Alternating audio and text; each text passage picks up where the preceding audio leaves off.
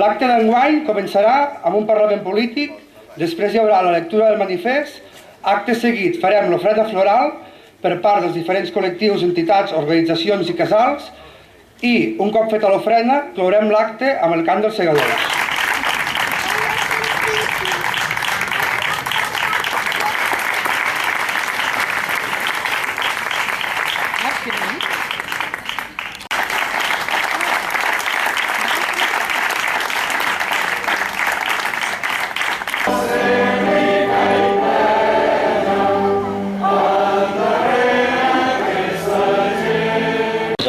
Felicitem perquè feu un acte en aquest any que sembla que tot s'està centralitzant molt. Ens alegrem molt que se segueixin celebrant la major part d'actes que heu vingut treballant durant anys, com hem pogut veure a molts de llocs, i s'ha de seguir treballant més enllà de la diada d'avui.